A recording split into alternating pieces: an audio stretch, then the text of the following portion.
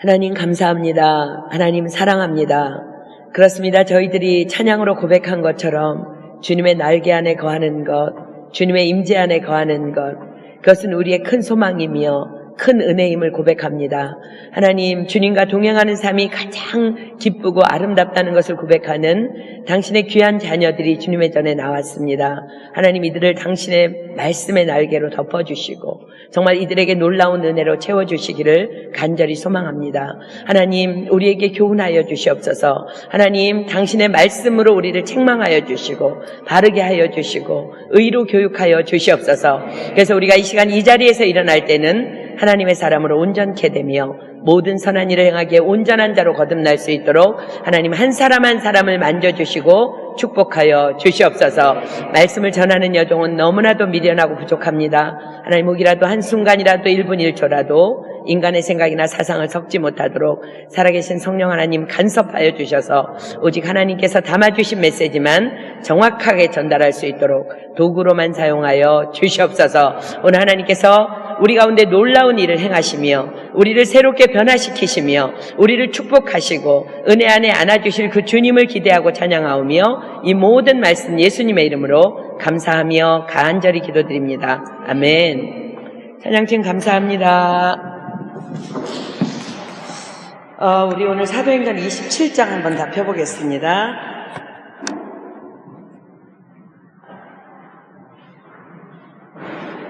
사도행전 27장 1절부터 44절까지 전체 한 장 다 보겠습니다. 다 찾으셨으면 제가 한 절 읽고 여러분들 한 절 읽고 교독하도록 할게요. 사도행전 27장 1절로 44절. 우리의 배 타고 이달리아로 갈 일이 작정되매 바울과 다른 죄수 몇 사람을 아구사도대의 백부장 율리오란 사람에게 맡기니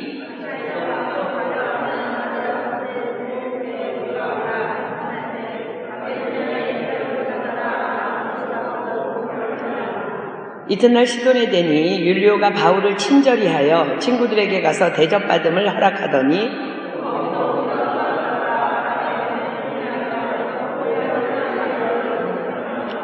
길리기아와 밤빌리아 바다를 건너 루기아의 무라성에 이르러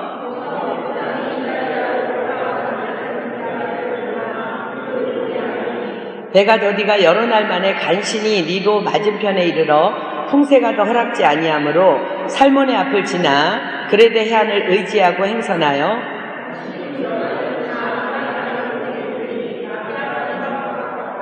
여러 날이 걸려 금식하는 절기가 이미 지났으므로 행선하기가 위태한지라 바울이 저희를 권하여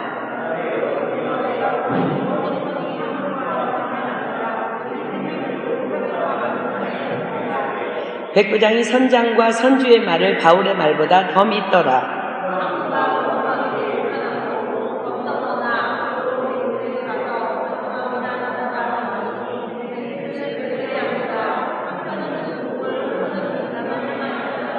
남풍이 순하게 불매 저희가 득이한 줄 알고 닷을 감아 그레데 해변을 가까이 하고 행선하더니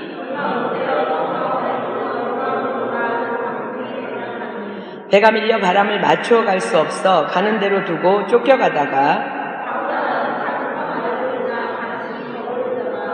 끌어올리고 줄을 가지고 선체를 둘러감고 스르디스에 걸릴까 두려워 연장을 내리고 그냥 쫓겨가더니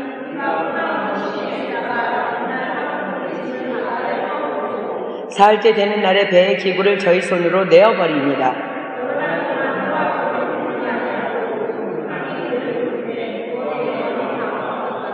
여러 사람이 오래 먹지 못하였음에 바울이 가운데 서서 말하되 여러분이여 내 말을 듣고 그레데에서 떠나지 아니하여 이 타격과 손상을 면하였다면 좋을 뻔하였느니라.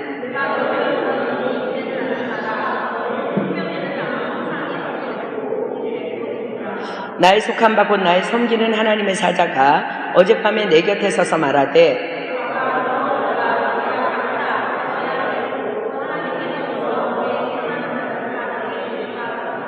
그러므로 여러분이여 안심하라. 나는 내게 말씀하신 그대로 되리라고 하나님을 믿노라. 열 나흘째 되는 날 밤에 우리가 아드리아 바다에 이리저리 쫓겨가더니 밤중쯤 되어 사공들이 어느 육지에 가까워지는 줄을 짐작하고 암초에 걸릴까 하여 고물로 단 넷을 주고 날이 새기를 고대하더니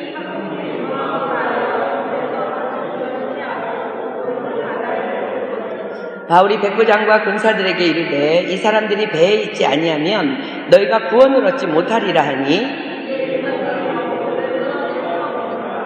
날이 새어가매 바울이 여러 사람을 음식 먹으라 권하여 가로되 너희가 기다리며 먹지 못하고 줄인 지가 오늘까지 열 나흘인즉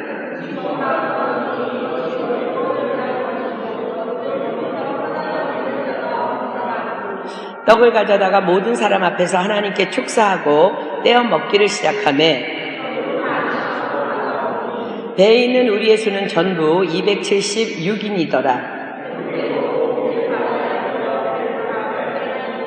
날이 새매 어느 땅인지 알지 못하나 경사진 해안으로 된 항만이 눈에 띄거늘 배를 거기에 들여다 댈 수 있는가 의논한 후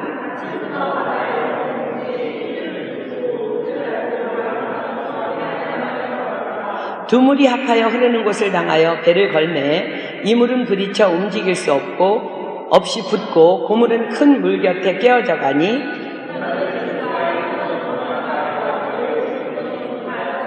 백부장이 바울을 구원하려 하여 저희의 뜻을 막고 헤엄칠 줄 아는 사람들을 명하여 물에 뛰어내려 먼저 육지에 나가게 하고 그 남은 사람들은 널조각 혹은 배 물건에 의지하여 나가게 하니 마침내 사람들이 다 상륙하여 구원을 얻으리라. 아멘. 오늘 말씀은 사도 바울이 복음을 전하다가 유대인들의 고소로 법정에 서게 됩니다. 사도 바울은 법정에 서서 나는 무죄하다. 유대인들이 고소하는 일에 나는 무죄하다. 아무 잘못이 없다. 그렇기 때문에 당신들의 최고 권위자인 로마 총독 가이사에게 자신을 보내줄 것을 호소합니다. 자, 사도행전 25장 11절로 12절 한번 보겠습니다. 앞장 볼게요. 사도행전 25장 11절로 12절. 만일 내가 불의를 행하여 무슨 사죄를 범하였으면 죽기를 사양치 아니할 것이나 만일 이 사람들의 나를 송사하는 것이 다 사실이 아니면 누구든지 나를 그들에게 내어줄 수 없삼나이다. 내가 가이사께 호소하노라 한데 베스도가 배석자들과 상의하고 가로되 내가 가이사에게 호소하였으니 가이사에게 갈 것이라 하니라. 이 바울이 하도 죄가 없다 그러니까 그들이 이제 알아봤어요. 근데 정말 과연 그들에게서 죄를 찾지 못합니다. 사도행전 26장으로 가겠습니다. 사도행전 26장 30절로 32절. 왕과 총독과 버니게와 그 함께 앉은 사람들이 다 일어나서 물러가 서로 말하되 이 사람은 사형이나 결박을 당할 만한 행사가 없다 하더라. 이에 아그리빠가 벳소더러 일러 가로되 이 사람이 만일 가이사에게 호소하지 아니하였다면 놓을 수 있을 뻔하였다 하니라. 자, 죄가 없어요. 그럼에도 불구하고 이제 복음을 전하다가 이제 붙잡히니까 사도 바울이 자기를 이제 로마 총독에게로 보내줄 것을 이제 호소합니다. 이것이 이제 가결되면서 바울은 로마 황제 가이사 앞에 서기 위해서 로마로 가는 이제 배에 오르게 됩니다. 오늘 이제 그 사건입니다. 오늘은 이제 이 배를 타고 로마로 가는 과정 가운데서 가던 배가 풍랑을 만나게 되고 또 그로 인해서 발생되어지는 여러 가지 사건을 통해서 사도 바울의 믿음을 우리가 한번 이제 도전해 보려고 합니다. 자, 이제 본문으로 갈게요. 사도행전 27장 1절부터 봅니다. 우리의 배 타고 이달리아로 갈 일이 작정되매 바울과 다른 죄수 몇 사람을 아구사도대의 백부장 율리오란 사람에게 맡기니 아시아 해변 각처로 가려 하는 아드라무테노 배에 우리가 올라 행선할새 마게도냐의 데살로니가 사람 아리스다고도 함께하니라. 드디어 바울은 이제 가이사 앞에 서기 위해서 이탈리아 로마로 이제 출발을 합니다. 아게도니아의 데살로니가 사람 아리스다고도 함께 가니라 라고 기록했는데 이 사람은 복음을 전하는 바울을 따라다니다가 에베소에서 복음 까닭에 또 사도 바울을 따라다니다가 이제 체포된 사람이에요. 바울은 아리스타고 까닭에 많은 위로를 받았다고 성경에 기록합니다. 자, 사도행전 19장으로 잠깐 갑니다. 사도행전 19장 29절. 아리스타고가 이제 잡히는 장면입니다. 사도행전 19장 29절. 온 성이 요란하여 바울과 같이 다니는 마게도냐 사람 가이오와 아리스타고를 잡아가지고 일제히 연극장으로 달려들어 가는지라. 이래서 이제 체포가 되고 붙잡힙니다. 근데 사도 바울이 이 아리스타고라는 사람 때문에 너무 위로를 받았다고 골로새서에 기록합니다. 골로새서 4장 보겠습니다. 골로새서 4장 10절로 11절 다 피겠습니다. 골로새서 4장 10절로 11절. 나와 함께 갇힌 아리스타고와 바나바의 생질 마가와 이 마가에 대하여 너희가 명을 받았음에 그가 이르거든 영접하라. 유스도라 하는 예수도 너희에게 문안하니 저희는 할례당이라.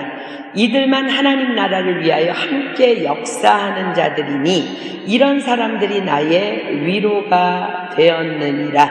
아리스타고라는 사람이 굉장히 위로자였어요. 여러분 옆에는 아리스타고 같은 그런 위로자가 있습니까? 아무튼 바울은 그 베일을 행선해서 로마로 가는 길에도 하나님께서 위로자를 붙여주십니다. 자, 이제 본문 3절 보겠습니다. 이튿날 시돈에 대니 율리오가 바울을 친절히 하여 친구들에게 가서 대접받음을 허락하더니 라고 기록합니다. 바울의 일행이 탄 배가 이제 시돈이라는 항구에 이제 잠시 정박하는데 이 시돈이라는 땅은요, 스데반의 순교로 말미암아 흩어졌던 많은 그리스도인들로 인해서 교회가 세워진 지역이에요. 바울 자신의 핍박으로 스데반이 순교를 당합니다. 근데 그 순교하는 그 까닭에 사람들이 핍박을 당하고 그 까닭에 흩어졌던 사람들이 그 흩어졌던 크리스천들에 의해서 세워진 그 교회들, 그곳에서 바울은 그리스도의 이름으로 자신을 환대하는 형제 자매들과의 만남을 정말 너무나 그 율리오의 환대로 갖게 되는 거예요. 아마 바울의 호송 책임자였던 백부장 율리오는요, 왕과 총독이 사도 바울에게 죄를 찾을 수 없었음에 대해 말한 것을 기억하고 이렇게 선대한 것으로 봅니다. 그래서 사도 바울은요, 그 죄수임에도 불구하고 그의 이제 대접으로 말미암아 죄수로 법정에 끌려가는 길에 있음에도 불구하고 흩어져 있는 성도들을 돌아보며 또 복음을 전할 수 있는 놀라운 특권을 누리게 됩니다. 아마도 성경엔 기록되어 있지 않지만 그곳에 수많은 영혼의 구원의 역사가 일어났을 거예요. 로마서 8장 28절은 이렇게 기록합니다. 로마서 8장 28절. 로마서 8장 28절. 우리가 알거니와 하나님을 사랑하는 자 곧 그 뜻대로 부르심을 입은 자들에게는 모든 것이 합력하여 선을 이루느니라. 아멘. 디모데후서 2장 9절에는 이때를 생각하면서 바울이 기록한 것 같아요. 디모데후서 2장 9절 보겠습니다. 디모데후서 2장 9절. 복음을 인하여 내가 죄인과 같이 매이는 데까지 고난을 받았으나 하나님의 말씀은 매이지 아니하니라. 아멘. 사도 바울은 사슬에 묶여서 지금 로마 법정으로 끌려가는 배에 탔지만 복음을 인하여 자기가 죄인과 같이 매였지만 하나님의 말씀은 매이지 아니한다고 선포합니다. 고린도후서 3장 17절 보겠습니다. 왜 복음은 매이지 않을까? 고린도후서 3장 17절. 고린도후서 3장 17절. 주는 영이시니 주의 영이 계신 곳에는 자유함이 있느니라. 여러분들 복음 까닭에 자유하십니까? 우리는 정말 어떤 상황에서도 자유한 자들이에요. 그리고 어떤 상황 가운데서도 복음은 매이지 않습니다. 자, 이제 본문 4절로 갑니다. 또 거기서 우리가 떠나가다가 바람의 거스림을 피하여 구브로 해안을 의지하고 행선하여 길리기아와 밤빌리아 바다를 건너 루기아의 무라성에 이르러 거기서 백부장이 이달리아로 가려 하는 알렉산드리아 배를 만나 우리를 오르게 하니. 자, 이제 이들은 가이사랴에서 출발해서 먼저는 아시아 각처로 가는 배인 아드라무테노라는 배에 올라서 이제 행선합니다. 시돈에서부터 이제 바람이 불기 시작하면서 힘겹게 이제 구브로 해안을 지나서 길리기아 밤빌리아 바다를 건너서 드디어 이제 루기아의 무라성에 이르러서 이제 거기에서 이탈리아로 가는 알렉산드리아호로 바울과 죄수들과 그 일행이 배를 갈아타는 장면이에요. 여러 가지로 쉽지 않은 여정입니다. 바람이 계속 불고 있었어요. 자, 이제 보면 7절 봅니다. 배가 더디가 여러 날 만에 간신히 니도 맞은편에 이르러 풍세가 더 허락지 아니하므로 살몬의 앞을 지나 그레데 해안을 의지하고 행선하여 간신히 그 연안을 지나 미항이라는 곳에 이르니 라세아 성에서 가깝더라. 이태리로 가는 배를 갈아탔지만 여전히 바람으로 인해서 어려움을 당하다가 간신히 미항이라는 곳에 이제 이르게 돼요. 그들은 그곳에서 이제 풍세가 가라앉기를 여러 날을 이제 기다리게 됩니다. 근데 이제 그렇게 여러 날을 기다리다가 선주와 선장이 무슨 일인지 마음이 좀 조급해진 것 같아요. 9절 볼게요. 여러 날이 걸려 금식하는 절기가 이미 지났으므로 행선하기가 위태한지라 바울이 저희를 권하여 말하되 여러분이요 내가 보니 이번 행선이 하물과 배만 아니라 우리가 생명에도 타격과 많은 손해가 있으리라 하되 백부장이 선장과 선주의 말을 바울의 말보다 더 믿더라. 자, 금식하는 절기. 이걸 이제 알아야지 이 말이 이해가 되는데 이스라엘이 하나님의 명령에 따라 매년 1년 1차씩 금식하며 지키던 대속죄일을 의미합니다. 자, 민수기 29장 7절로 12절. 민수기 29장 7절로 12절 가겠습니다. 민수기 29장 7절로 12절.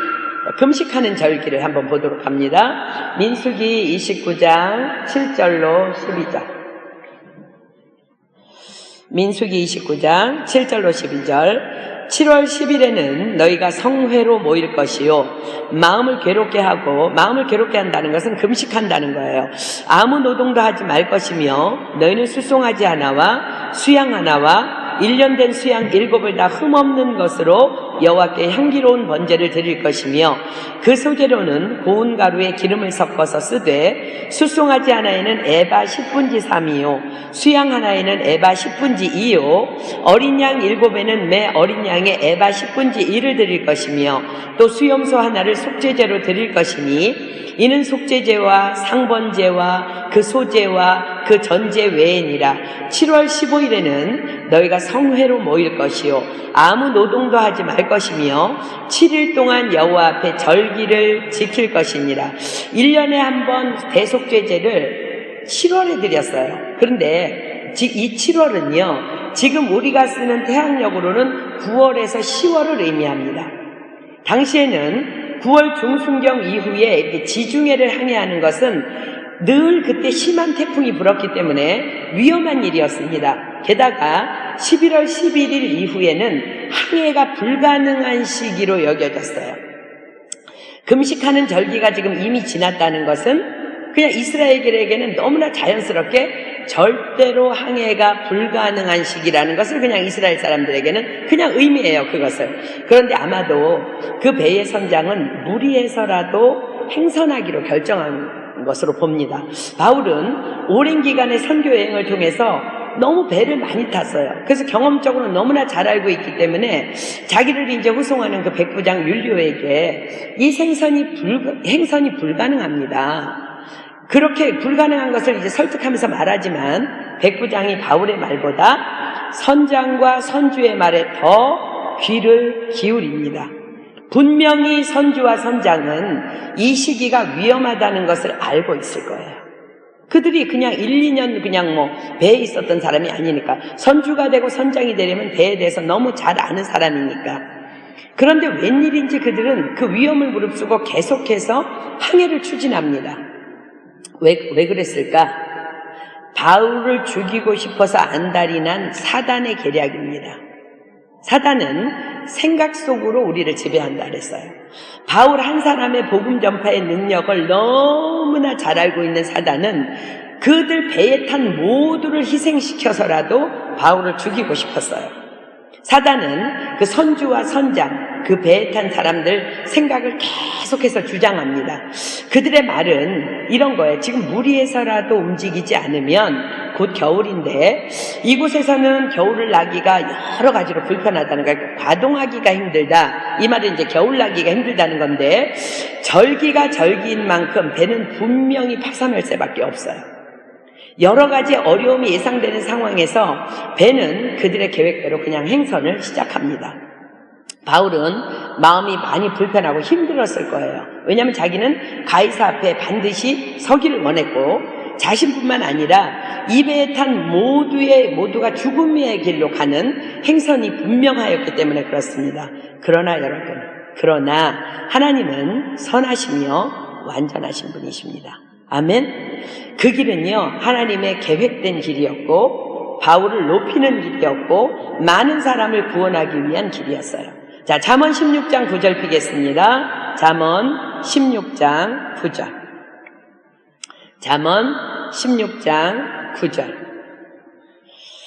잠언 16장 9절. 사람이 마음으로 자기의 길을 계획할지라도 그 걸음을 인도하는 자는 여호와시니라.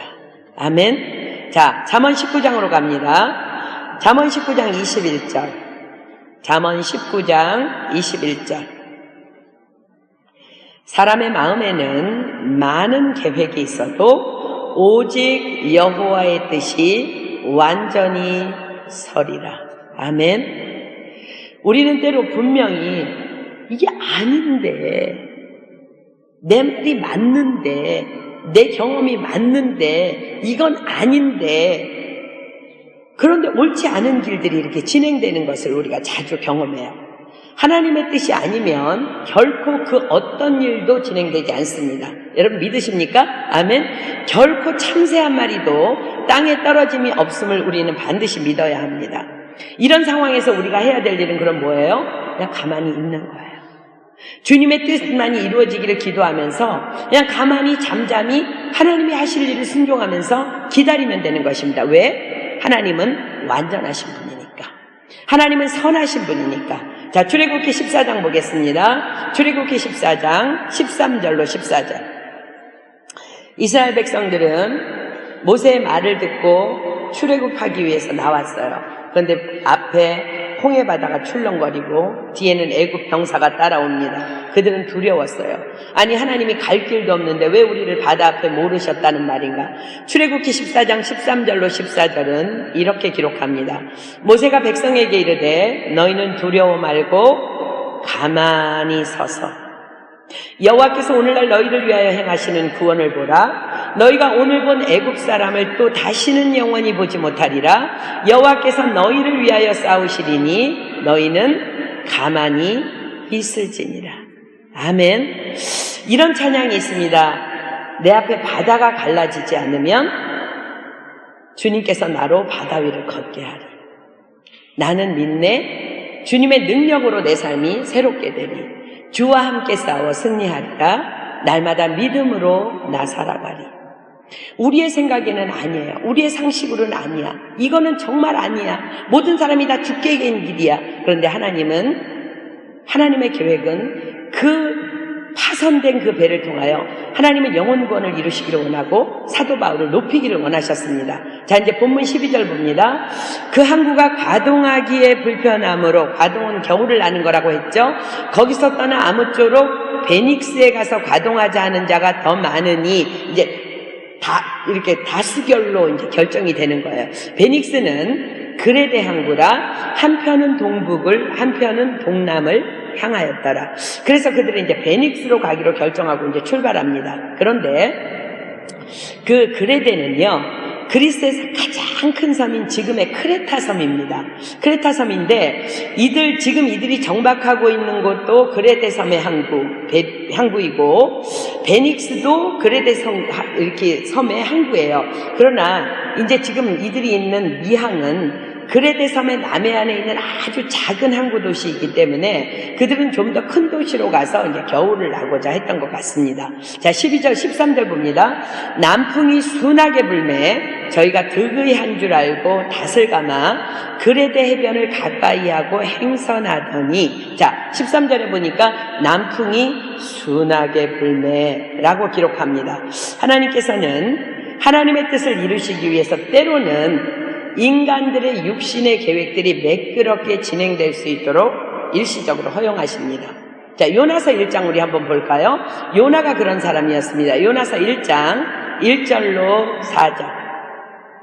요나서 1장 1절로 4절. 여호와의 말씀이, 요나서 1장 1절로 4절. 여호와의 말씀이 아미떼의 아들 요나에게 임하니라. 이르시되 너는 일어나 저 큰 성읍 니느웨로 가서 그것을 쳐서 외치라.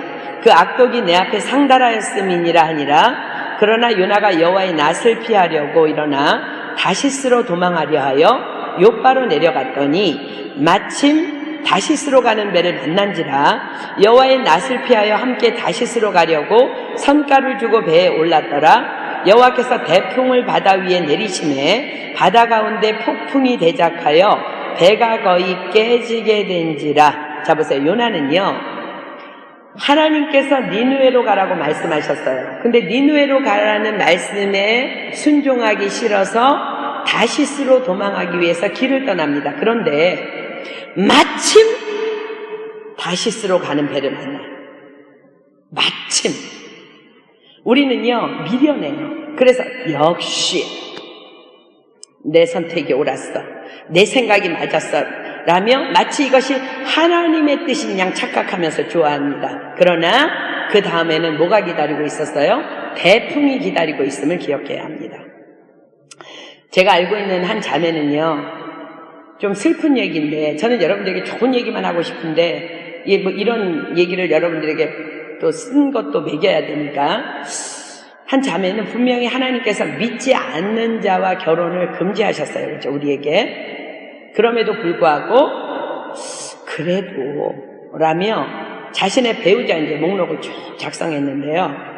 한 7가지를 작성했어요.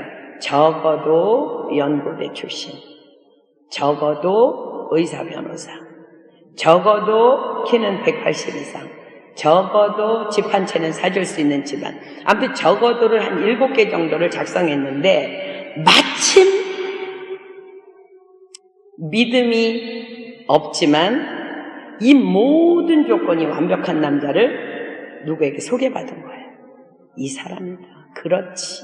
내 리스트 작성된 데를 데리고 나래서 믿음의 선배들의 걱정을 뒤로하고 결혼한 후에 이제 아이를 둘 낳고 행복해하던 어느 날 남편이 교통사고를 당해서 식물인간이 되어버렸어요. 계속해서 제가 듣고 있는 소식은 아직도 일어나지 못했다는 소식을 듣고 있습니다.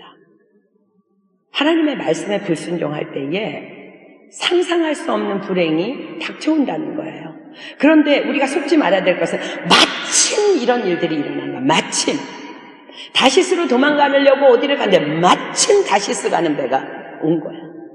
이 자매도 분명히 믿지 않는 사람이랑 결혼하면 안 되는데 그래도 1번은 뭐 믿는 사람이었겠지. 그래도 하고 작성했는데 마침 그런 사람을 누가 소개를 해준 거예요. 사랑하는 여러분, 하나님의 뜻이 아닌데 마침 나에게 오는 좋은 기회는 불행의 시작일 수 있다는 것을 여러분 반드시 기억하세요.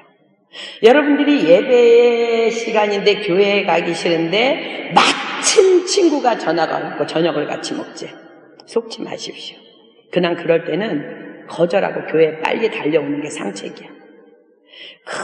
그토록 어떤 형제는요, 이것도 실화예요. 실화. 얼마 전에 있었던 일이야.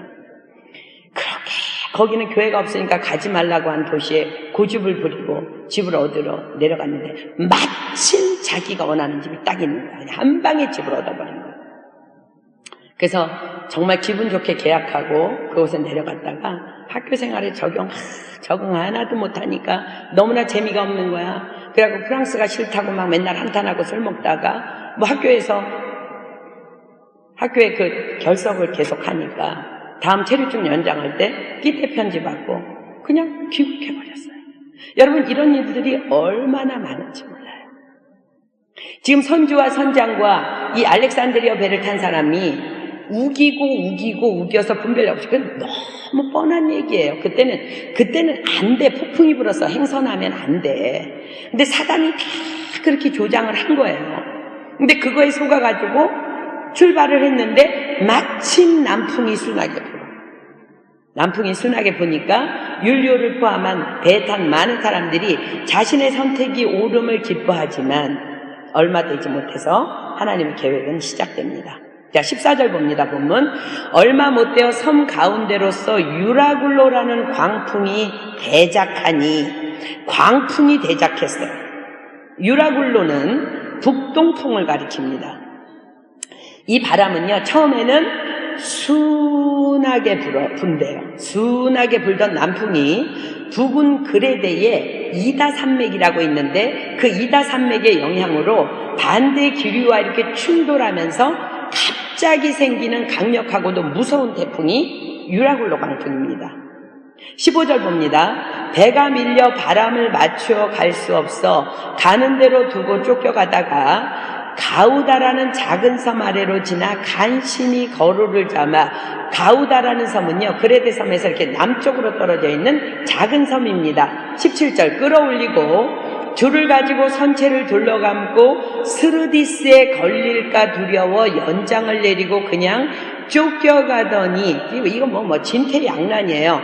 스르디스라는 거는 뭐냐면은 모래사장이라고 일컫는 큰 모래톱을 얘기합니다.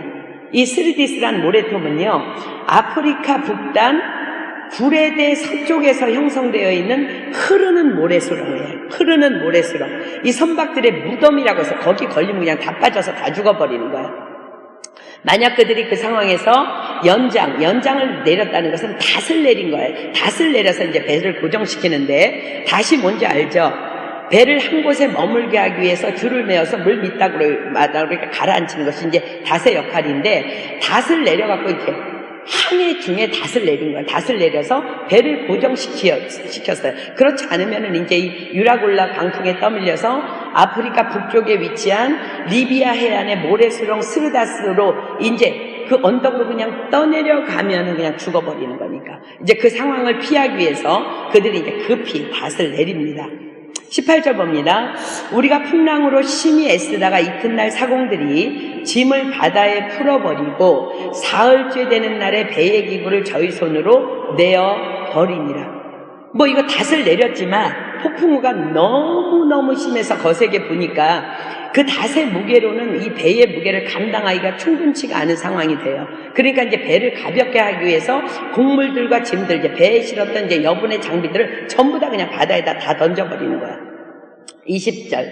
여러 날 동안 해와 별이 보이지 아니하고 큰 풍랑이 그대로 있음에 구원의 여망이 다 없어졌더라. 여러분, 당시에는 나침판이 있던 시대가 아니에요. 그래서 그들은요, 무엇을 보고 방향을 알았냐면 해와 별을 의지해서 이렇게 항해 방향을 정했습니다. 그런데 이제는 더 이상 인간적인 수단이나 방법이 막바지에 이르게 된 거예요. 해와 달도 보이질 않으니까 인간의 능력이 한계점에 도달한 곳에서 하나님의 능력은 시작됩니다. 믿으십니까? 아멘. 어쩌면 사도 바울은요, 이 상황에서 주님 하면서 시편 107편의 말씀을 묵상했을 것 같아요. 자, 시편 107편 한번 펴볼래요? 시편 107편 23절로 30절. 시편 107편 23절로 30절. 시편 107편 23절로 30절. 선척을 바다에 띄우며 큰 물에서 영업하는 자는 여호와의 행사와 그 기사를 바다에서 보나니 여호와께서 명하신즉 광풍이 일어나서 바닷물결을 일으키는도다. 저희가 하늘에 올라갔다가 깊은 곳에 내리니 그 위험을 인하여 그 영혼이 녹는도다. 저희가 이리저리 구르며 취한 자같이 비틀거리니 지각이 혼돈하도다. 이에 저희가 그 근심 중에서 여호와께 부르짖음에 그 고통에서 인도하여 내시고 광풍을 평정히 하사 물결로 잔잔케 하시는도다. 저희가 평온함을 인하여 기뻐하는 중에 여호와께서 저희를 소원의 항구로 인도하시는도다. 이 시편이 저절로 떠오르지 않았겠어요? 그래, 시편 기자도 근심 중에 주님 앞에 부르짖었다 그랬지. 그 고통 중에서 인도해 내셨다 그랬지. 그래서 사도 바울은요, 이 말씀을 기억하면서 근심 중에 부르짖었더니 소망의 항구로 인도하신 그 하나님을 바라보면서 계속해서 기도하면서 하나님의 말씀을 기억합니다. 나 여호와가 말하노라. 너희를 향한 나의 생각은 내가 하나니 재앙이 아니라 곧 평안이요 너희 장래에 소망을 주려 하는 생각이라. 너희는 내게 부르짖으며 와서 내게 기도하면 내가 너희를 들을 것이요 너희가 전심으로 나를 찾고 찾으면 나를 만나리라. 계속 여러분, 그래서 우리가 말씀을 암송해야 되는 거예요. 여러분이 여러분 만약에 여러분들이 바울처럼 풍랑을 만났다면 그 상황에 어디 성경을 펴? 몇 장 몇 절이 어디에 있어? 여러분 말씀 암송해야 돼요. 사도 바울은 말씀을 암송하면서 그 말씀을 붙잡고 기도하며 그 위기를 이제 이겨나가는 거예요. 사도 바울은 계속해서 기도했고 하나님은 약속대로 응답하십니다. 자, 그렇다면 여기에서 잠깐 기도 응답은 어떻게 받는 것일까? 무엇이 기도의 응답일까? 자, 로마서 8장을 통해서 사도 바울은 기도와 응답에 대해서 이렇게 기록합니다. 지금 이거는 정석은 아니지만 우리가 일반적으로 고통 가운데 기도할 때에 지금 이 폼대로 기도할 수 있다는 거예요. 로마서 8장 26절로 28절. 로마서 8장 26절로 28절.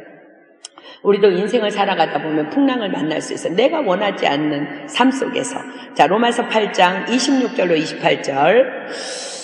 사도 바울이 이렇게 우리에게 권면합니다. 이와 같이 성령도 우리 연약함을 도우시나니 우리가 마땅히 빌 바를 알지 못하나 오직 성령이 말할 수 없는 탄식으로 우리를 위하여 친히 간구하시느니라. 마음을 감찰하시는 이가 성령의 생각을 아시나니 이는 성령이 하나님의 뜻대로 성도를 위하여 간구하심이니라. 우리가 알거니와 하나님을 사랑하는 자 곧 그 뜻대로 부르심을 입은 자들에게는 모든 것이 합력하여 선을 이루느니라. 사도 바울의 이 기도에 대한 권면은 이거예요. 기도란 우리가 문제 앞에서 무엇을 구할지 알지 못해도 무릎 꿇어서 그분께 무엇을 구할지 알지 못함을 진실되게 말씀드리는 것이라는 거예요. 이 풍랑 속에서 뭘 구하겠어요? 뭘 구하겠어요? 무엇을 구할지 알지 못하는 그것을 진실되게 무릎 꿇고 말씀드리는 거라는 거예요. 하나님은 그 모습 그대로를 기쁘시게 받으시고 어떻게 역사하셔요? 성령님을 통해서 대신 간구해 주시는 것이며 응답이라는 것은 항상 그분의 행하심은 선한 것이라는 것을 응답으로 받는다는 거예요. 그것이 기도의 정의예요. 언제까지 그럼 기도해야 돼요? 그분의 선하심이 믿어질 때까지. 이 풍랑은 하나님께서 인정하신 거야. 이 배의 항해는 하나님께서 허용하신 거야. 이 일을 통해서 하나님께서 뭔가를 하시려고 그래. 하나님을 사랑하는 자 그 뜻대로 부르심을 입은 자들에게 모든 것이 합력해서 선을 이루실 거야. 이 응답을 주실 때까지 사도 바울도 기도했다는 거야. 바울이 그렇게 하나님의 선하게 일하심의 응답을 받게 됩니다. 자, 21절 본문 21절 볼게요. 어떤 응답을 받는지 보겠습니다. 본문 21절. 여러 사람이 오래 먹지 못하였음에, 이때가 바울의 응답이에요. 오래 먹지 못해. 이제 더 이상 소망이 없어. 바울이 가운데 서서 마르되 여러분이여 내 말을 듣고 글에 대해서 떠나지 아니하여 이 타격과 손상을 면하였다면 좋을 뻔하였느니라. 이제 사도 바울의 말이 먹히기 시작하죠. 그들의 힘이 여전히 남아있는 한 그들에게 하나님의 계획은 무시될 거예요. 아마 응답을 조금 더 일찍 받은 걸 발표했다면 그들은 무시하고 자신의 힘을 다 했을 거예요. 근데 하나님께서는 그들이 하나님의 능력 외에는 아무것도 의지할 수 없을 때까지 굶어서 죽을 것 같은 그 현장까지 폭풍으로 몰아가십니다. 지혜의 신이신 하나님의 섭리입니다. 22절 봅니다. 내가 너희를 권하노니, 이제 기도의 응답에 대해서 발표합니다. 이제는 안심하라. 너희 중 생명에는 아무 손상이 없겠고 오직 배뿐이니라. 나의 속한 바 곧 나의 섬기는 하나님의 사자가 어젯밤에 내 곁에 서서 말하되 바울아 두려워 말라. 내가 가이사 앞에 서야 하겠고 또 하나님께서 너와 함께 행선하는 자를 다 내게 주셨다 하셨으니 그러므로 여러분이여 안심하라. 나는 내게 말씀하신 그대로 되리라고 하나님을 믿노라. 그러나 우리가 한 섬에 걸리리라 하더라. 아멘. 자, 여러분들 22절부터 26절까지 여러분들이 바울의 심정이 돼서 우리 함께 합독하겠습니다. 시작. 내가 너희를 권하노니 이제는 안심하라. 너희 중 생명에는 아무 손상이 없겠고 오직 배뿐이리라. 나의 속한 바 곧 나의 섬기는 하나님의 사자가 어젯밤에 내 곁에 서서 말하되 바울아 두려워 말라. 내가 가이사 앞에 서야 하겠고 또 하나님께서 너와 함께 행선하는 자를 다 내게 주셨다 하였으니 그러므로 여러분이여 안심하라. 나는 내게 말씀하신 그대로 되리라고 하나님을 믿노라. 그러나 우리가 한 섬에 걸리리라 하더라. 아멘. 사단의 계획은 정확하게 수포로 돌아갑니다. 사도 바울은 폭풍 가운데 하나님 앞에 기도해서 응답받은 것을 그들이 믿든지 아니 믿든지 하나님의 말씀과 계획을 선포해버립니다. 그리고 사도 바울은 그리 될 것을 확신하는 가운데 풍랑 속에서 14일째를 맞이한 그 밤에 구원의 여망이 이렇게 보이기 시작합니다. 이제 하나님께서 보여주시기 시작합니다. 27절 볼게요. 10나흘째 되는 날 밤에 우리가 아드리아 바다에 이리저리 쫓겨가더니 밤중쯤 되어 사공들이 어느 육지에 가까워지는 줄을 짐작하고, 이 아드리아 바다는 지중해의 중앙으로 그들이 이제 들어가게 될 멜리데 섬 근방에 그들이 이제 멜리데 섬으로 들어가게 될 거예요. 이것은요, 이 멜리데 섬 근처라는 것은 뭐냐면 이것은 유라굴로 강풍으로 인해서 그들이 14일 동안 몇 킬로를 흘러왔냐면은 800킬로를 표류한 것을 얘기해요. 2주 동안 뭐냐, 죽을 똥을 싼 거지, 그야말로. 28절 봅니다. 물을 재어보니 20길이 되고 조금 가다가 다시 재니 15길이라. 20길은 약 37m입니다. 15길은 약 27m가 좀 안 되는 길이에요. 육지에 가까웠음을 알려주는 거죠. 한 섬에 걸리리라는 바울의 예언이 성취된 것입니다. 자, 29절 봅니다. 암초에 걸릴까 하여 고물로 단 넷을 주고 날이 새기를 고대하더니, 자, 원칙적으로 닷은 이물에서 내립니다. 이물은 배의 앞쪽을 이물이라 그래요. 고물은 배의 뒤쪽을 고물이라 그래요.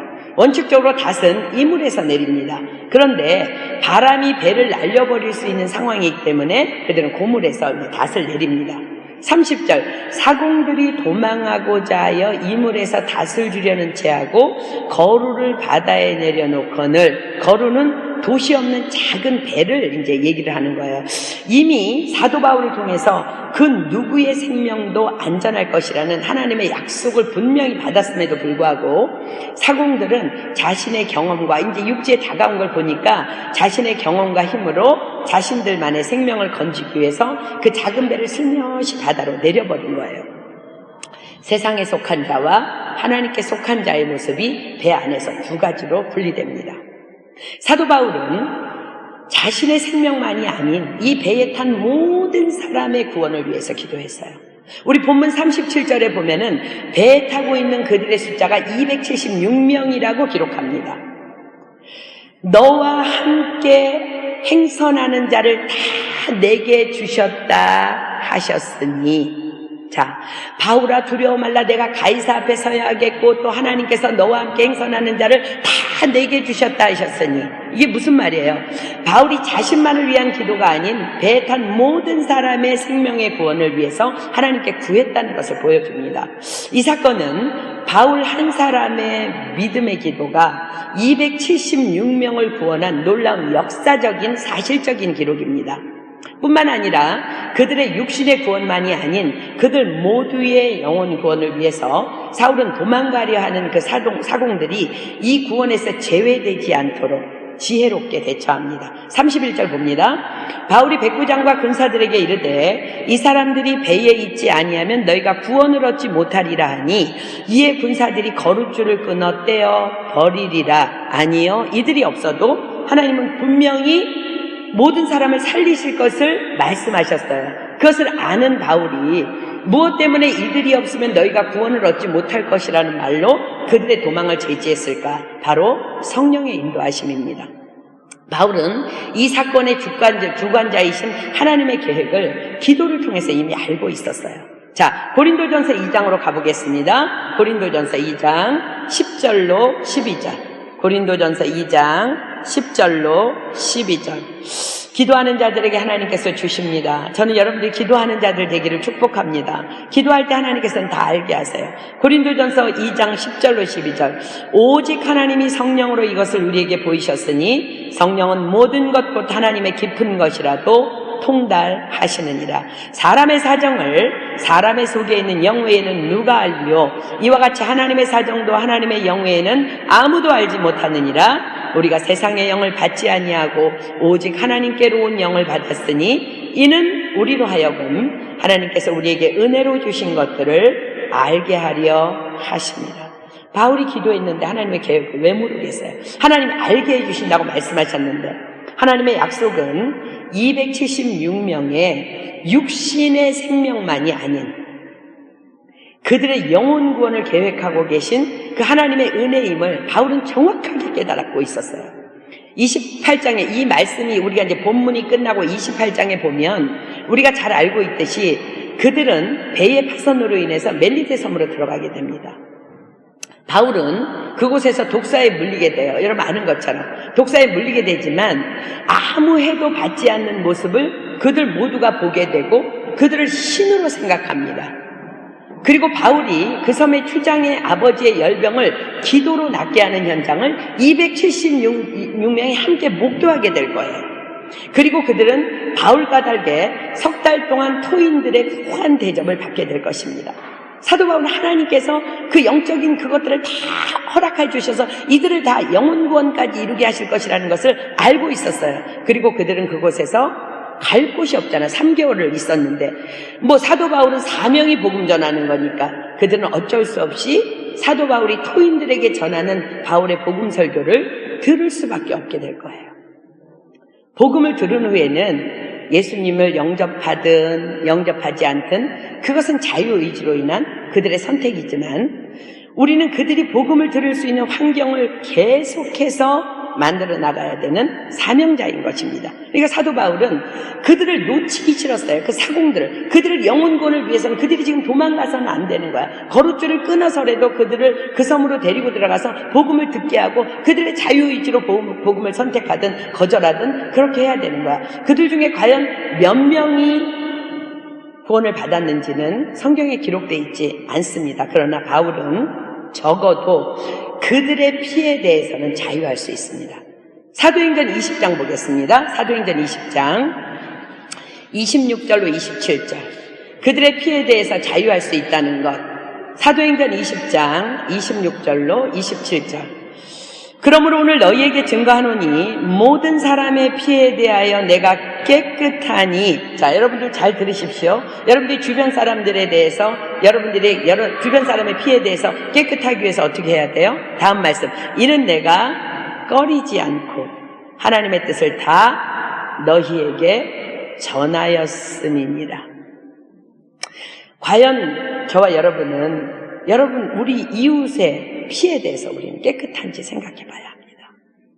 사도 바울은 그 배가 난파된 그 중에서도 그 사공들의 영혼을 구원하기 위해서 거룻줄을 끊어버리면서 함께 276명이 함께 멜리데 섬으로 들어가기를 원했어요. 복음의 말씀을 들을 수 있도록 내 옆에 있는 이웃들에게 권면하며 최선을 다하다가 이 자리에 우리가 왔는지, 지금 우리는 그렇게 이 성경 공부 자리에 나와 있는지, 아니면 지식을 쌓기 위해서 이 자리에 나와 있는지, 나는 지금 불신자를 위해서 기도하면서 기회가 있을 때마다 전도하고 있는지, 또 교회 식구들에게는 예배가 있을 때마다 교회에 나올 수 있도록 연락하고 챙겨주고 있는지, 그것이 우리가 우리 이웃을 향해서 그들의 피에 대해서 깨끗할 수 있는 길이에요. 예배 자리에 안 나오면서 쓸데없는 세상 일에 시간을 사용하는 지체들의 약속이 그냥 다 캔슬되도록 기도하는 것 또한 그들의 세상 거룻줄을 끊어버리는 행위가 될 것입니다. 우리는 그렇게 살아야 합니다. 그들이 복음을 들을 수 있도록, 그들이 복음을 듣고 선택을 해서 듣든 안 듣든 그건 자유의지예요. 그러나 그들이 복음을 들을 수 있을 때까지는 우리는 사명을 다해야 될 줄 믿습니다. 그래서 사도 바울은 그들의 거룩줄을 다 끊어버릴 수 있도록 그들이 가면 당신들 살아나지 못한다고 얘기한 거예요. 이런 노력이 있을 때에 비로소 우리도 사도 바울이 말하는 그들의 피에 대해서 내가 깨끗하다라고 자신감 있게 선포할 수 있는 것입니다. 결과는 하나님께 맡겨야 돼요. 심는 이와 물 주는 이는 아무것도 아니로되 잘하게 하신 분은 하나님이에요. 우리는 그러나 그들의 피에 대해서 깨끗하기 위해서 주변에 있는 영혼들이 죽어가는 그 영혼들에게 복음을 들을 수 있는 기회를 계속해서 만들고 기도해야 될 줄 믿습니다. 아멘. 자, 33절 봅니다. 날이 새어가매 바울이 여러 사람을 음식을 먹으라 권하여 가로되 너희가 기다리며 먹지 못하고 줄인 지가 오늘까지 열 나흘인즉 음식을 먹으라 권하노니 이것이 너희 구원을 위하는 것이요 너희 중 머리털럭 하나라도 잃을 자가 없느니라 하고 떡을 가져다가 모든 사람 앞에서 하나님께 축사하고 떼어먹기를 시작하매 저희도 다 안심하고 받아 먹으니 배에 있는 우리 예수는 전부 276인이러라. 바울은 풍랑을 만나서 파손되어가는 배 안에서 이제 하나님께서 주신 믿음의 확신을 가지고 배 안에 모든 사람들을 리드해 갑니다. 근데 바울이 지금 누구예요? 죄수예요, 죄수. 쇠사슬에 묶여갖고 호송되는 죄수인데요. 거기서 주의 영이 있는 곳에는 자유함이 있다는 거야. 복음은 매이지 않는다는 거야. 거기에서 이 배의 리더가 돼버려요. 선주도 선장도 백부장도 율리오도 놀랍게도 바울의 말에 순순히 그냥 따르기 시작해요. 과연 무엇이 이렇게 만들었을까요? 사도 바울의 믿음입니다. 에베소서 3장 12절 봅니다. 에베소서 3장 12절. 에베소서 3장 12절. 에베소서 3장 12절. 우리가 그 안에서 그를 믿음으로 말미암아, 여러분들 여기까지 됐는지 한번 보십시오. 우리가 그 안에서 그를 믿음으로 말미암아 담대함과 하나님께 당당히 나아감을 얻느니라. 사도 바울 안에 있는 하나님에 대한 믿음, 복음에 대한 믿음이 지금 쇠사슬에 매여 있음에도 불구하고 이 풍랑을 만난 그 배 안에서 이제 리더자로서 하나님께서 당신들 죽지 않는다고 했으니까 밥을 먹자고 막 감사 기도를 하면서 떡을 떼어 먹기 시작해요. 여러분 잘 들으십시오. 우리가 무엇을 말하느냐가 아니라 누가 말하느냐가 세상에 영향을 끼치는 복음의 능력입니다. 우리는 좋은 말 많이 할 수 있어요. 그러나 누가 그것을 말하느냐가 능력으로 나타납니다. 많은 사람들이 복음에 대해서 말할 수 있어요. 그러나 전혀 말과 행동이 일치하지 않는 사람이 복음을 전한다면 그 복음은 복음이 될 수 없는 것입니다. 개나 돼지에게 짓밟힐 수밖에 없는 것입니다. 솔로몬은 하나님의 그렇게 지혜의 말씀인 그 귀한 잠언도 누가 그것을 전하느냐에 따라 독이나 상처가 될 수 있다고 기록합니다. 자, 잠언 26장 9절 한번 볼까요? 잠언 26장 9절. 잠언 26장 9절. 잠언 26장 9절. 잠언 26장 9절. 미련한 자의 입의 잠언은 술 취한 자의 손에 든 가시나무 같으니라. 아무리 지금 누가 들어도 옳은 말씀이야. 백과사전에 기록해도 될 만큼 옳은 말씀이야. 근데 말과 행동이 동일하지 않은 그런 사람이 아무리 좋은 말을 해도 뭐라고요? 술 취한 자의 손에 든 가시나무 같은 상처만 준다는 거야. 고통만 준다는 거야. 아무리 옳은 교훈의 말씀이라도 술에 취해서 설교하듯이 하는 아버지의 훈계를 귀담아 들을 자식은 아무도 없을 거예요. 그러나 지금 배에 탄 276명의 사람들은 바울의 확신에 찬 담대함을 보았습니다. 하나님의 응답의 말씀을 전하는 그의 눈이 빛나는 것을 그들이 분명히 보았습니다. 어두움이 심하면 빛은 더욱 환하게 비추게 돼 있어요. 소망을 잃고 두려움에 쌓여있는 그들의 마음에 바울의 그 자신감 넘치는 확신의 말과 행동이 그들에게 안정감을 주게 된 거예요. 그렇습니다. 무엇을 여러분들이 말하느냐가 아니라 누가 내가 어떤 사람이기에 말하느냐가 세상에 영향을 끼치고 감동을 줍니다. 여러분의 말은 주변 사람들에게 신뢰를 주고 있습니까? 아니면 내가 말하려면 벌써 분위기가 슬슬 피하는 분위기입니까? 지루한 기운이 막 이렇게 감돌고 있습니까? 우리는 보통 어떤 사람을 이렇게 피하게 되는지 여러분들 한번 생각해 보세요. 지금 276명이 사도 바울의 말에 매료가 돼갖고 그 말에 지금 순종하고 있어. 뒤집어서 피하고 싶은 사람들이 있다는 거야. 누군가가 그런 글을 올렸어요. 멀리하고 싶은 피해야 될 8가지 유형에 대한 사람. 저는 이것을 읽으면서 우리가 이런 사람이 되지 않기를 원해요. 자, 로마서 16장 17절 한번 볼까요? 사도 바울도 우리가 피해야 될 사람들이 있다는 거야. 피해야 될 사람들이 우리의 신앙을 위해서, 우리의 정말 영적인 건강을 위해서, 우리의 정말 신앙의 성공을 위해서, 하나님께 주시는 그 축복의 길을 위해서 우리가 피할 사람들이 있다는 거야. 로마서 16장 17절. 로마서 16장 17절. 형제들아, 내가 너희를 권하노니 너희 교훈을 거스려 분쟁을 일으키고 거치게 하는 자들을 살피고 저희에게서 떠나라. 저는 이 주인공이 우리가 되지 않기를 원해요. 자, 피하고 싶은 8가지 유형에 대해서 한번 보겠습니다. 여러분들이 만약에 이런 유형이라면 오늘 성령님의 은혜로 치료받기를 소망합니다. 아멘. 첫 번째 유형은요, 비판만 하는 사람이에요. 비판만. 언제나 모든 것의 단점에만 집중합니다. 비판하는 사람들은 아무리 장점을 설명하려고 설득해도 들으려 하지 않는 사람이 비판하는 사람이에요. 이미 자신의 마음속에 판단이 끝났어. 그래서 대화로 해결해 보려는 의지조차 없으며 사려 깊지도 않은 사람입니다. 그런 사람에게 뭔가 조언을 얻는다는 것은 시간 낭비일 뿐이에요. 그죠? 그래서 사람들은 그런 사람을 피하게 돼 있어요. 여러분들은 지금 모든 것의 단점에 집중합니까? 장점에 집중합니까? 한번 여러분 자신을 생각해 보세요. 내가 단점에 집중하고 있다면 비판하는 유형이라는 거야. 두 번째는 질투하는 사람이에요.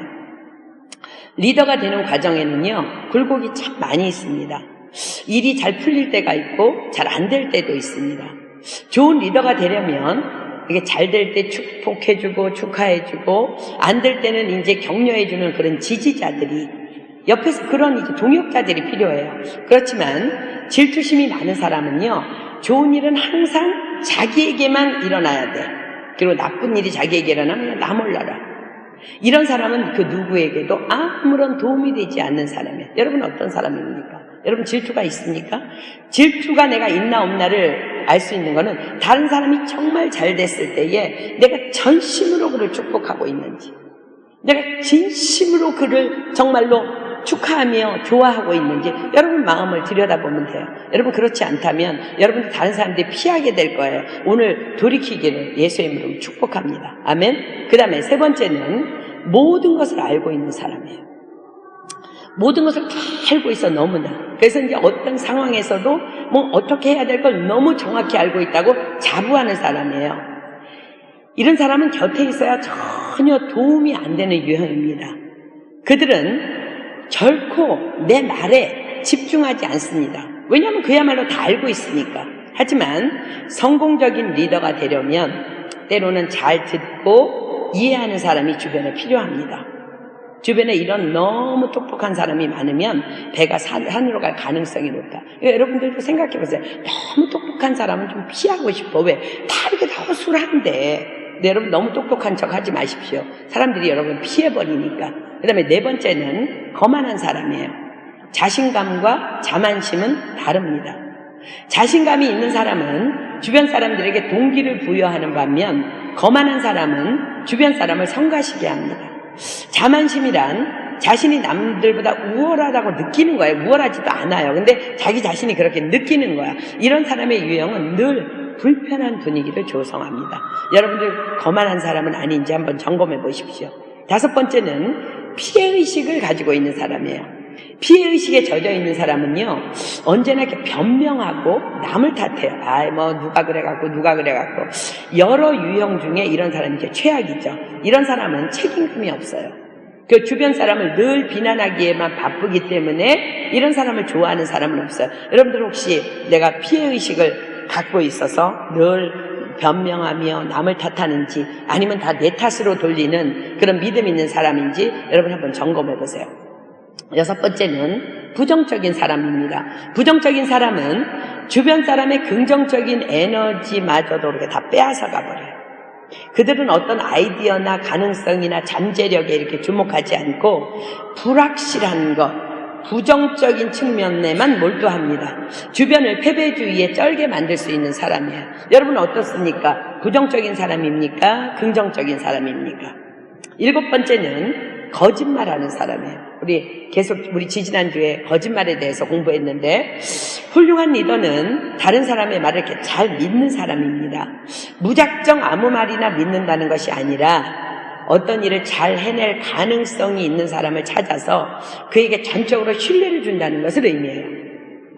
거짓말을 밥 먹듯이 하는 사람은 결코 믿을 수 있는 사람은 아닙니다. 믿음직하고 확실한 사람이 필요한 시대입니다. 여러분 어떻습니까? 하나님의 임재 안에서 하나님의 날개 아래서 정말 정직하려고 몸부림치고 있습니까? 여러분들이 거짓되다면 주변 사람들 다 알 거예요.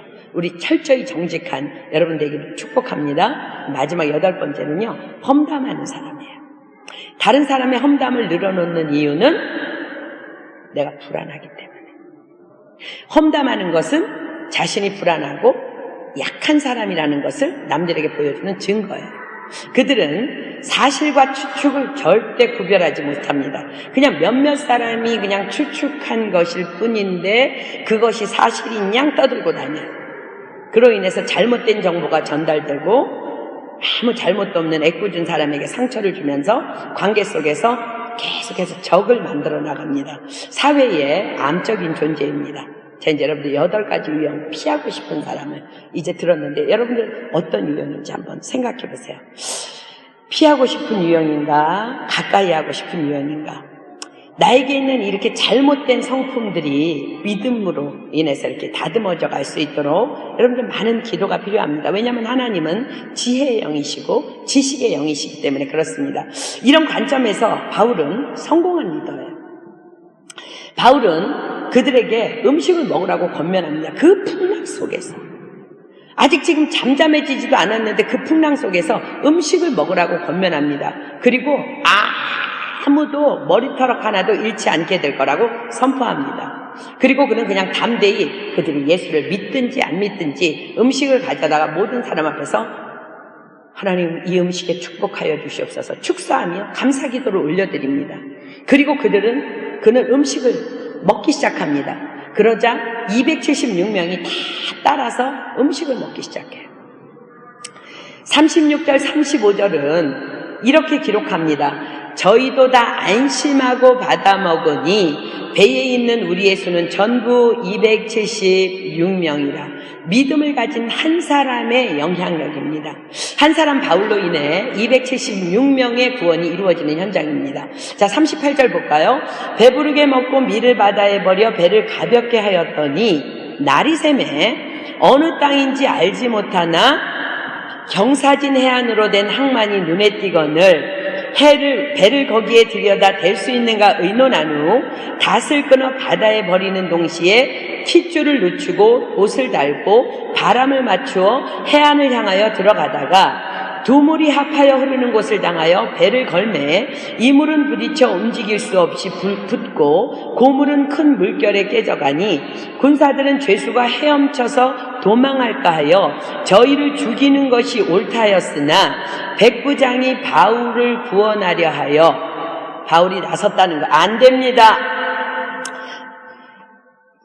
구원하려 하여 저희의 뜻을 막고 헤엄칠 줄 아는 사람들을 명하여 물에 뛰어내려 먼저 육지에 나가게 하고 그 남은 사람들은 널조각 혹은 배 물건에 의지하여 나가게 하니 마침내 사람들이 다 상륙하여 구원을 얻으니라.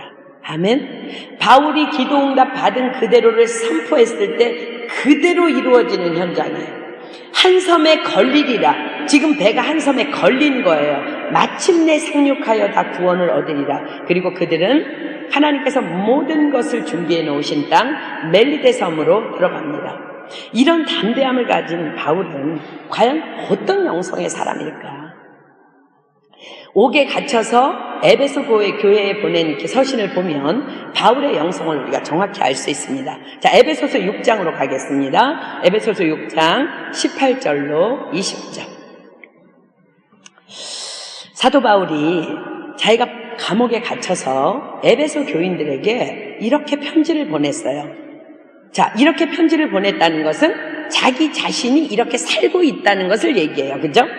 에베소서 6장 18절로 20절. 모든 무슨 일이든 기도와 간구로 하되 무시로 성령 안에서 기도하고 이를 위하여 깨어 구하기를 항상 힘쓰며 여러 성도를 위하여 구하고 또 나를 위하여 구할 것은 내게 말씀을 주사 나로 입을 벌려 복음의 비밀을 담대히 알리게 하옵소서 할 것이니 이 일을 위하여 내가 쇠사슬에 매인 사신이 된 것은 나로 이 일에 당연히 할 말을 담대히 하게 하려 하심이니라. 자, 에베소 교인들에게 사슬에 묶인 사도 바울이 이렇게 편지를 썼습니다. 모든 일에 성령 안에서 무시로 기도하십시오. 그렇게 되기 위해서 그 일을 위해서 또 깨어 기도하십시오. 지금 사도 바울의 얘기는 뭐냐면요, 모든 일에 성령 안에서 무시로 기도하는 삶을 사십시오. 그런데 그것이 쉽지 않으니까 모든 일에 성령 안에서 무시로 기도하기 위해서 그 기도 제목을 가지고 또 기도하십시오. 깨어서 기도하십시오. 그리고 자신뿐만 아니라 여러 성도를 위해서 기도하십시오. 갇힌 나를 위해서도 기도해 주십시오. 내게 말씀을 주사 나로 입을 벌려 복음의 비밀을 담대히 전할 수 있도록 나는 이 일을 위해 쇠사슬에 매어 옥에 갇혔으며 또 갇힌 것은 갇힌 중에도 복음을 전할 사명이 있기 때문임을 알기 때문입니다. 이런 편지를 보내는 거예요. 여러분, 이런 권면을 했다면 자신도 물론 그런 삶을 살아가는 사람임을 말합니다. 그는 쇠사슬에 묶여 폭풍 중에 갇혀있는 배 안에서도 어떻게 했을까요? 성령 안에서 무시로 기도한 거예요. 무시로. 그리고 또 그렇게 되기 위해서 그 기도 제목을 가지고 성령님, 내가 성령 안에서 무시로 기도하는 자가 되게 하여 주시옵소서. 그 기도 제목을 가지고 계속 또 기도하는 거예요. 그리고 자신뿐만 아니라 배 탄 모든 사람의 구원을 위해서 기도했을 것입니다. 그리고 복음의 기회를 주십사 계속 기도했을 것입니다. 이 바울이 자신과 함께 배에 탔던 276명의 영혼을 그래서 구원할 수 있었던 것입니다. 나 한 사람 까닭에 모든 주변 사람들이 구원받는 것, 그것은 사도 바울만의 사명이 아니라 저와 여러분, 우리의 사명인 줄 믿습니다. 사랑하는 여러분, 말씀을 맺습니다. 저는 사도 바울의 이 편지로 여러분들에게 권면합니다. 여러분이 처한 모든 상황 속에서 성령 안에서 무시로 기도하십시오. 아멘. 어제 한국에 있는 자매가 부부싸움을 했는지 저한테 카톡이 왔어요. 선교사님, 남편이 돌아오지 않아요. 너무나 불안해요. 그래서 제가 할 말이 없어요. 성령으로 부르짖어서 방언으로 기도해라. 그냥 너는 할 수가 없다. 하나님은 그 사람이 어디 있는지 아시니까 그냥 성령 안에서 기도해라. 방언으로 기도해라. 반드시 돌아오게 될 것이며 안전하게 하나님께서 도와줄 거예요. 할 수 있는 게 없어요. 여러분, 내일 일을 어떻게 알고 잠시 후의 일을 어떻게 알아요? 여러분, 성령 안에서 모든 상황 속에서 무시로 기도하는 여러분 되기를 축복합니다. 아멘. 그리고 그것이 쉬운 일이 아니에요. 그러니까 사도 바울이 그런 자가 되기 위해서 힘쓰며 그 일을 위해서 여러분들이 기도 제목을 가지고 기도하라는 거예요. 아침에 눈을 뜨면 하나님, 내가 성령 안에서 무시로 기도하는 하루가 되게 하여 주시옵소서. 그것이 여러분의 기도 제목이 돼야 된다는 거예요. 그 다음에 주변 여러 사람들을 위해서 기도하십시오. 나만 구원이 아니라 주변의 모든 사람의 피해에 대해서 깨끗할 수 있도록 우리 기도해야 됩니다. 그리고 내가 만나는 모든 기회를 복음 전파의 기회로 사용하십시오. 이런 믿음의 삶이 결국 승리를 가져오는 것입니다. 저는 우리 교회를 위해서 늘 기도합니다. 하나님, 우리 교회가 작은 교회지만 우리 성도들을 통해서 불어권 선교가 마무리되고 세계 선교가 마무리되게 하여 주시옵소서. 우리를 사용하여 주시옵소서. 그 길은 하나예요. 오늘 사도 바울이 권면하는 것처럼 그냥 모든 상황에서 성령 안에서 무시로 기도하는 거예요. 그리고 보이는 사람을 위해서 그들의 피해에 대해서 깨끗할 수 있도록 우리가 무시로 기도하는 거야. 그들을 위해서 계속 기도하는 거야. 그리고 내가 만나는 모든 상황을 다 복음의 기회로 사용하는 거야. 이렇게 하나하나 우리가 정말 주변을 넓혀 나갈 때에 나 한 사람을 통해서, 바울 한 사람을 통해서 276명의 영혼이 구원받은 것처럼 여러분 한 사람을 통해서, 우리 교회를 통해서 온 열방이 주님께 돌아오는 역사가 일어나게 될 줄 믿습니다. 아멘. 우리 기도하겠습니다. 이 시간 기도할 때 여러분 자신을 돌아보십시오. 사도 바울은 너무나 자신 있게 나는 다른 사람의 피해에 대해서 깨끗하다고 말합니다. 왜냐하면 자기가 할 수 있는 만큼 그들에게 하나님의 말씀을 전했기 때문에 그렇습니다. 여러분의 삶을 뒤돌아보십시오. 여러분은 어떻게 시간을 사용하고 있습니까? 주변에 믿지 않는 영혼들의 피해에 대해서 오늘 주님이 오신다면 여러분은 깨끗합니까? 우리가 그 일을 위해서 기도해야 할 텐데, 그 일을 위해서 기도할 수 있는 방법은 성령 안에서 모든 상황 가운데 무시로 기도하는 것입니다. 쉬지 말고 기도하는 것입니다. 그리고 그런 사람이 되기 위해서 힘쓰는 것입니다. 그리고 눈에 보이는 사람을 위해서 계속해서 기도하는 것이며, 내가 가진 모든 시간과 기회들이 복음의 기회라고 생각하고 호시탐탐 복음의 기회를 노리며 나아갈 때에 나를 죽이려 하는 사단의 권세도 떠나갈 것이며, 내 주변에 있는 모든 영혼들이 사도 바울이 그리했던 것처럼 나 한 사람 때문에 그들이 복음을 받아들이고 변화되게 될 것을 믿습니다. 이 시간 우리 기도할 때 먼저 자기 자신을 위해서 기도합시다. 하나님, 내가 성령 안에서 무시로 기도하는 자가 되게 하여 주시옵소서. 이 기도를 통해서 정말 전 세계에 있는 믿지 않는 영혼들이 주님 앞에 몰려올 수 있는 일들이 일어날 수 있도록 나로부터 그 일이 시작되게 하여 주시옵소서. 우리 교회가 그렇게 사용받게 하여 주시옵소서. 이 시간에 우리 주여 삼창합니다. 시작! 주여! 주여!